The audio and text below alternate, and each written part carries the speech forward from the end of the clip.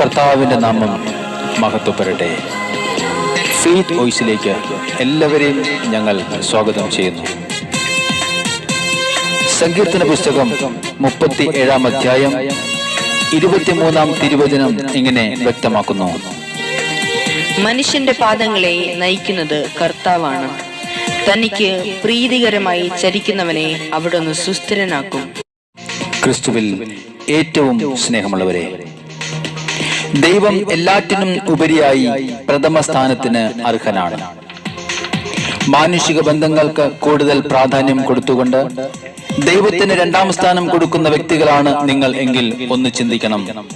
നിങ്ങളെ താങ്ങുവാൻ, സഹായിക്കുവാൻ, പരിപാലിക്കുവാൻ മനുഷ്യന് ഒരു പരിധിയുണ്ട്. എന്നാൽ പരിമിതികളില്ലാതെ നിന്റെ കൂടെ നിൽക്കുവാൻ ആഗ്രഹിക്കുന്നത് കർത്താവായ യേശു ക്രിസ്തുവാണ്. ഇത് പറയുമ്പോൾ മനുഷ്യനെ സ്നേഹിക്കരുത് എന്നോ മനുഷ്യബന്ധങ്ങൾക്ക് പരിഗണന കൊടുക്കരുത് എന്നോ അല്ല അർത്ഥമാക്കുന്നത്. 1-ാം സ്ഥാനം നമ്മുടെ ദൈവത്തിന് നൽകിക്കൊണ്ട് യേശുവിന്റെ പുനരുത്ഥാനത്തിലെ പൊതുജീവനിലേക്ക് പ്രവേശിക്കുവാനും അവിടുന്ന് നൽകുന്ന സന്തോഷവും സമാധാനവും നമ്മൾ അനുഭവിക്കുവാനും മറ്റുള്ളവർക്ക് പകർന്നു കൊടുക്കുവാനും ദൈവത്തെ സ്വീകരിക്കേണ്ടതുണ്ട്. നാം ദൈവത്തിൽ ആശ്രയിക്കേണ്ടതുണ്ട്. സ്നേഹമുള്ളവരെ, യേശുവിനെ നാം സ്വന്തമാക്കണം.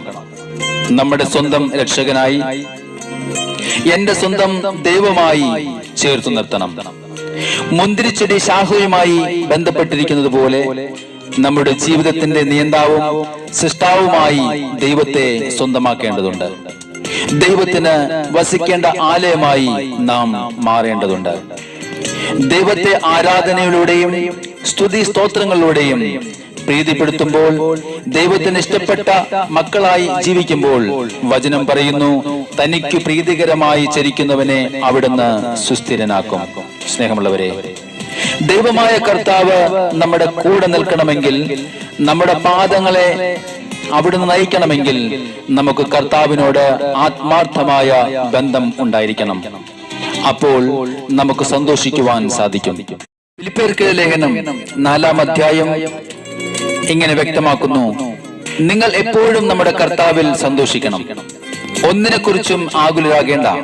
പ്രാർത്ഥനയിലൂടെയും അപേക്ഷയിലൂടെയും കൃതജ്ഞതാ സ്തോത്രങ്ങളോടെ നിങ്ങളുടെ യാചനകൾ ദൈവസന്നിധിയിൽ അർപ്പിക്കണം.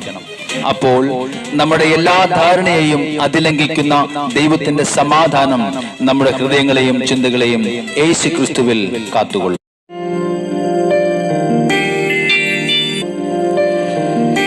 നമ്മുടെ കർത്താവായ യേശുവിനെ നമുക്ക് ആരാധിക്കാം. അവിടുന്ന് ഇന്നും ജീവിക്കുന്ന ദൈവം. നിങ്ങൾ എന്നെ ആരാധിക്കുവിൻ, അപ്പോൾ ഞാൻ നിങ്ങളുടെ ഭക്ഷ്യവും പാനീയവും ആശീർവദിക്കും. യേശുവിനെ ഈ നിമിഷം നമുക്ക് ആരാധിക്കാം.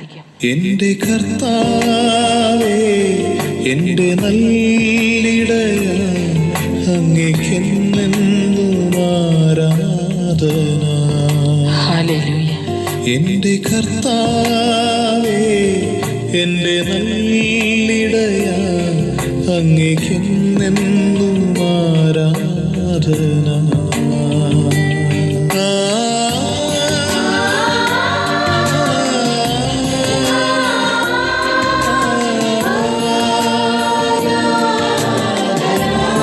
എന്റെ യേശുവേ,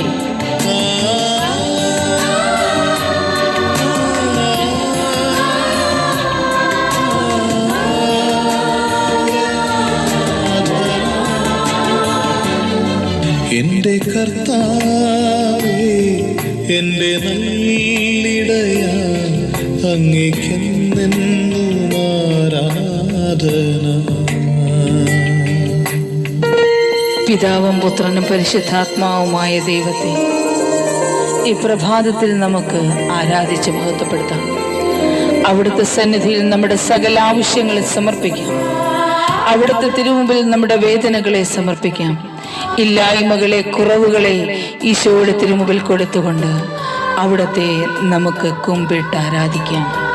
അവിടുന്ന് ആരാധനയ്ക്ക് യോഗ്യനായ ദൈവം. ഓ യേശുവേ, ഞങ്ങളോട് കനിയണമേ. പരിശുദ്ധാത്മാവേ, പുത്രനാമേശുവേ, പിതാവാമീശുവേ, പിതാവേ ആരാധന. ഓ ഹല്ലേലൂയ. പരിശുദ്ധാത്മാവേ പുത്രനാമേശുവേ പിതാവേ ആരാധന. ആമേൻ. ഹല്ലേലൂയ.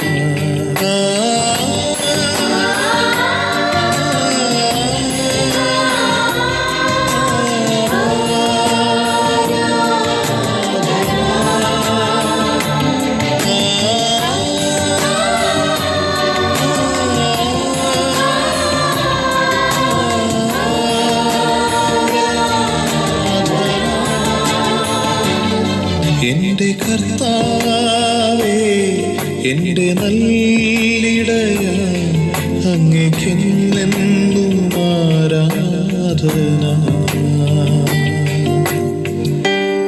ത്രിയേക ദൈവമേ, അങ്ങയുടെ തിരുമുമ്പിൽ ഞങ്ങളെ സമർപ്പിക്കുന്നു. ഞങ്ങളുടെ കുടുംബത്തെ സമർപ്പിക്കുന്നു. മാതാപിതാക്കളെ, ജീവിത പങ്കാളിയെ, മക്കളെ സമർപ്പിക്കുന്നു. ഞങ്ങളോടും കുടുംബത്തോടും കരുണയുണ്ടാകണമേ. ഞങ്ങളെ അനുഗ്രഹിക്കണമേ യേശുവേ. ഞങ്ങൾ അങ്ങയുടെ മക്കളാണ് യേശുവേ. ഞങ്ങളോട് ക്ഷമിക്കണമേ. പരിശുദ്ധ ത്രിത്വമേ ത്രിയേക ദൈവമേ അങ്ങേക്കെന്നും ആരാധന. ഓ എൻ്റെ കർത്താവായ യേശുവേ. പരിശുദ്ധ ത്രിത്വമേ ത്രിയേക ദൈവമേ അങ്ങേക്കെന്നും ആരാധന. ആമേൻ.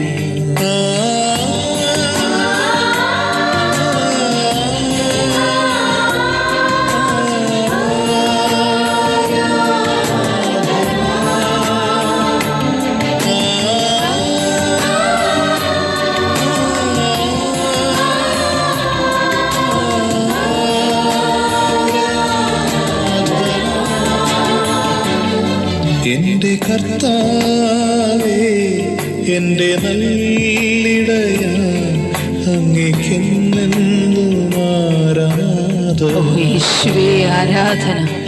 എന്റെ കർത്താവേ എന്റെ നല്ലിടയ അങ്ങേക്കെന്നെന്നും ആരാധന.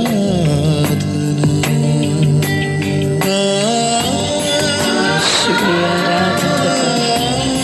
പൂർണ്ണമായും ഞങ്ങൾ അങ്ങേ ആരാധിക്കുന്നു.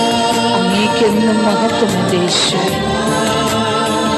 ഞങ്ങളുടെ ഹൃദയങ്ങളെ സമർപ്പിക്കുന്ന യേശു.